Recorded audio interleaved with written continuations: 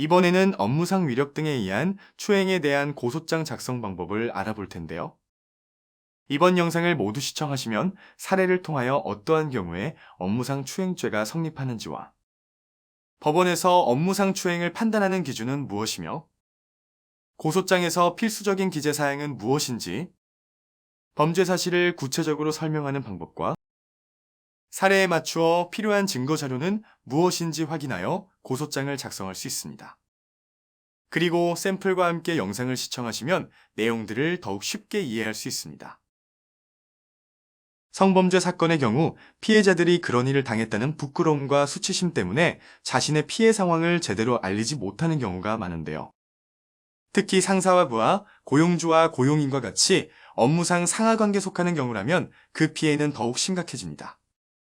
업무상 위력에 의해 성추행을 당했지만 누군가에게 도움을 구하지 못해 혼자 괴로워하고 있다면 이번 영상을 통해 어떻게 고소장을 작성하여 법적 대응을 할 수 있는지 확인할 수 있습니다.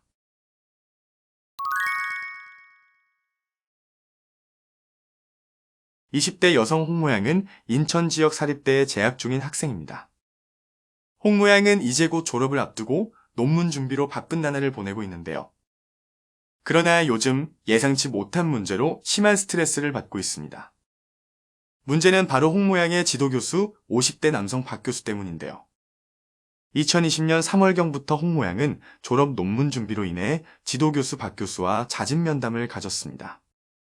박 교수는 항상 자신의 교수실로 홍모양을 불러 단둘이 만났고 그때마다 외설스러운 말과 적나라한 표현을 자주 사용하여 홍모양이 성적 수치심을 느끼게 했습니다. 뿐만 아니라 논문을 지도하는 핑계로 홍모양과 가까이 앉아 홍모양의 손을 끌어당겨 깍지를 끼거나 허벅지를 쓰다듬으며 불필요한 신체적 접촉을 지속했는데요. 홍모양은 자신을 만지는 박 교수의 손길이 너무나 불쾌했지만 혹시나 지도교수인 박 교수의 기분을 거스르면 졸업에 영향이 미칠까 걱정되어 참았습니다. 박 교수의 행동은 여기서 멈추지 않고 더욱 과감해졌는데요.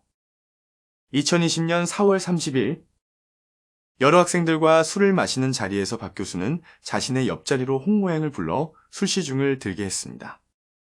그리고 한 손으로 홍모양을 끌어안으며 겉옷으로 손을 집어넣어 가슴을 만지고 얼굴에 입맞춤을 시도하며 수차례 성추행을 했습니다. 홍모양은 그동안 자신의 지도교수라는 이유로 박 교수의 성추행을 참아왔지만 계속되는 추행을 더 이상 견딜 수 없어 박 교수를 고소하기로 결심했습니다.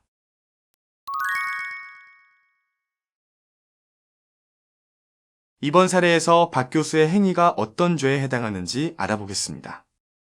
박 교수는 홍모양의 지도교수라는 지위를 이용하여 홍모양에게 추행을 하였는데요. 이러한 행위는 업무상 위력 등에 의한 추행죄에 해당합니다. 그렇다면 여기서 말하는 위력이란 구체적으로 무엇을 말하는 걸까요? 우리 대법원은 업무상 위력 등에 의한 추행에서 말하는 위력에 대하여 유무형을 가리지 않고 지위나 권세를 이용하는 것이라고 판결하였습니다.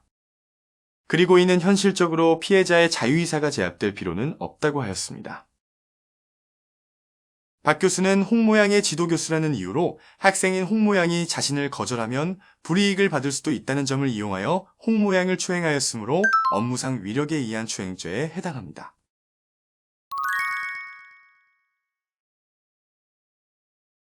그럼 위 사례에 맞춰 고소장 작성 방법에 대해서 살펴보겠습니다.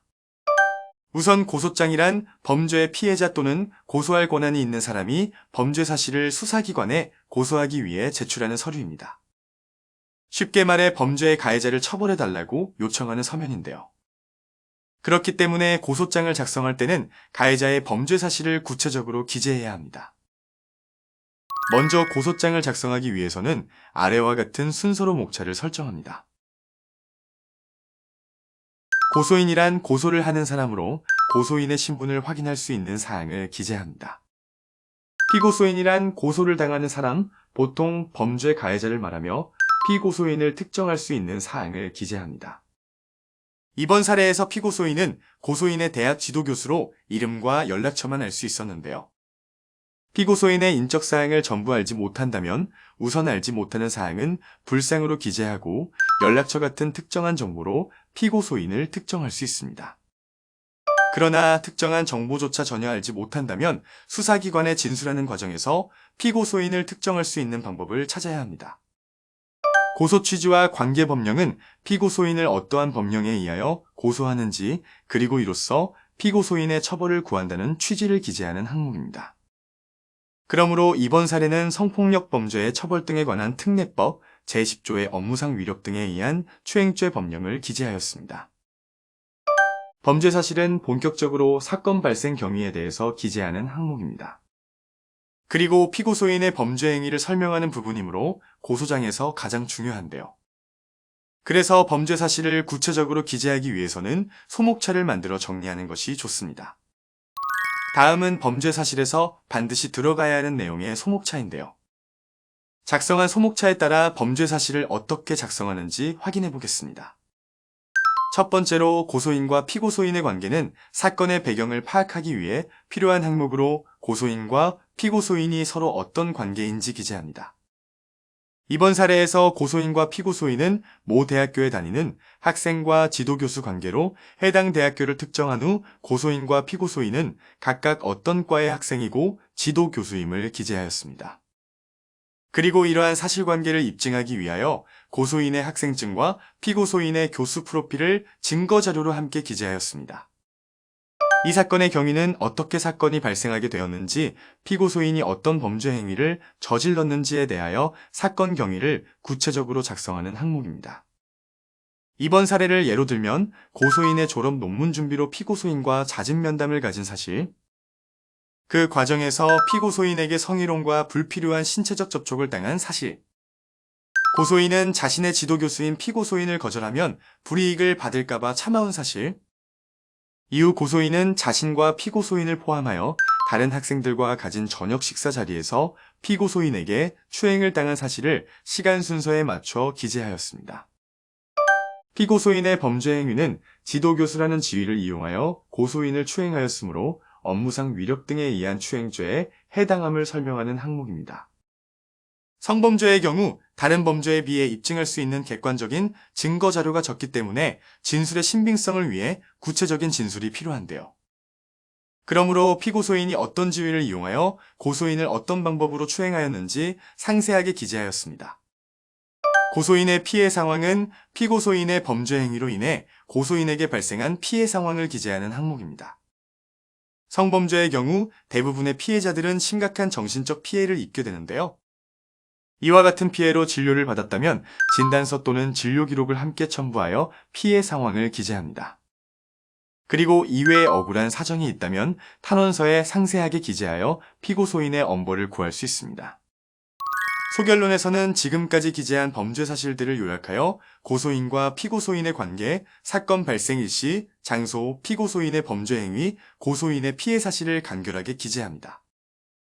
그리고 마지막 결론에서는 피고소인을 엄벌에 처해달라는 취지를 기재합니다.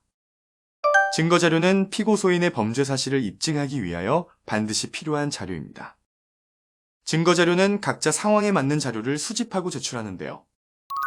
이번 사례는 고소인과 피고소인의 관계를 입증하기 위하여 고소인의 대학교 학생증과 피고소인의 교수 프로필, 피고소인의 범죄 행위를 목격한 대학 동기의 사실 확인서, 피고소인의 범죄 행위로 인해 발생한 정신적 피해를 입증하기 위한 진료 내역서, 그리고 피고소인의 범죄 행위로 인해 고소인의 억울한 사정을 기재한 탄원서를 증거자료로 제출하였습니다. 고소장을 다 작성하였다면 고소장을 관할경찰서에 제출해야 하는데요. 이 사건의 경우 범죄 발생 지소재 관할경찰서에 제출합니다.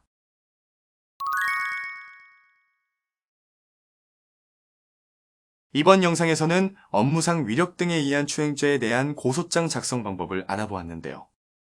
업무상 위력 등에 의한 추행죄 고소장을 작성할 때에는 피고소인이 지위나 권세를 이용하여 고소인을 추행한 사실을 상세하게 기재하는 것이 핵심입니다. 그럼 여러분들도 용기를 내어 한번 작성해 보세요.